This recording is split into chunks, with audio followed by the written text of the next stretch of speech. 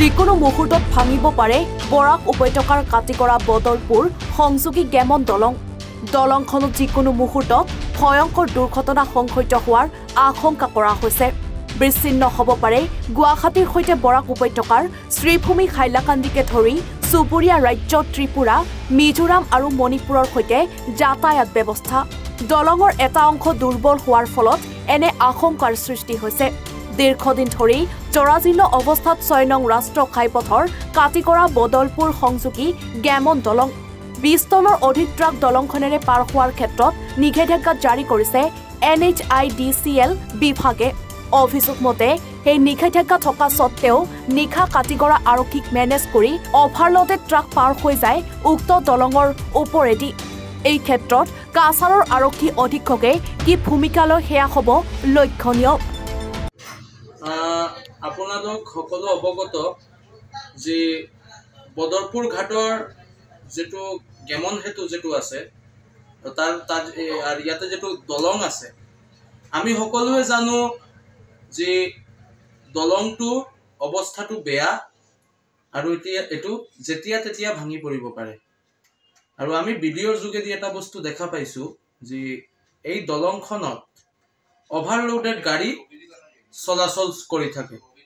আৰু কথাটো হৈছে এনেকুৱা যে যেতিয়া এটো NHDCL অৱগত কৰা হৈছিল এই দলংখনৰ কাৰণে, এই দলংখনত তেতিয়া কিন্তু NHDCL এটা কৰা নিৰ্দেশনা দিছিলে যে ইয়াতে কোনো অভাৰলোডেড গাড়ী চলাচল কৰিব নালাগে, কিয়নো এই দলংখনৰ অৱস্থাটো বেয়া আৰু যেতিয়া তেতিয়া এটা এক্সিডেন্ট ঘটিব পাৰে আৰু ইয়াতে মানুহ কিন্তু চলাচল কৰি থাকে। কিন্তু আচৰিত হৈছো আমি এটা বস্তু চাই পেলাই যে আৰক্ষীক মেনেজ কৰি কিছুমান পালি নেতাসকলে ইয়াতে অভাৰলোডেড ট্ৰাক চলিবলৈ দি আছে। আৰক্ষীক মেনেজ কৰি, কাঠিগড়াৰ আৰক্ষীক মেনেজ কৰি, আণ্ডাৰ কাছাৰ পুলিচ, কাঠিগড়া পুলিচক মেনেজ কৰি এনেকুৱা কাজ কাৰবাৰ চলি আছে।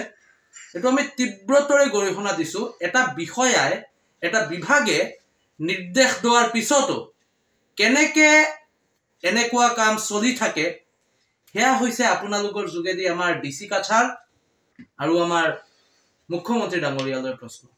তথাকথিতভাৱে আমি অসমৰ আমাৰ মাননীয় মুখ্যমন্ত্ৰী হিমন্ত বিশ্ব শৰ্মালে আৰু কাছাৰ SP মহোদয়ক আমি অৱগত কৰিছো যে এইটো অতি সোনকালে আপোনালোকে ব্যৱস্থাটো লওক, কিয়নো আমি দেখা পাওঁ বিভিন্ন ক্ষেত্ৰত যেতিয়া কিবা এটা এক্সিডেন্ট ঘটি যায় তেতিয়া কিন্তু প্ৰশাসনৰ ক'বলগীয়া একো নাথাকে।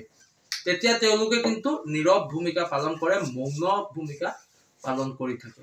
এনেকুৱা এক্সিডেন্ট যাতে নহয় এই কাৰণত আকৌ আমি DC কাছাৰ আমাৰ যোন আছে মৃদুল যাদৱ ডাঙৰীয়া আৰু আমাৰ কাছাৰৰ SP নোমাল মাহাতক ডাঙৰীয়াৰ আমি দৃষ্টি আকৰ্ষণ কৰিছো।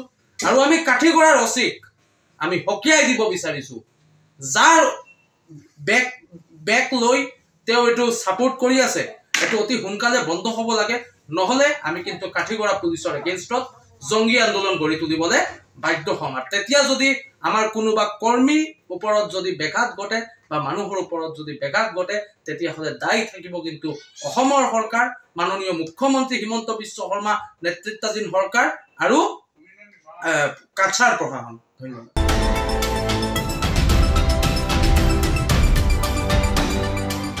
কাটিগড়াৰ পৰা পাৰ্থ সাৰথীৰ ৰিপৰ্ট, NE Bharat 24।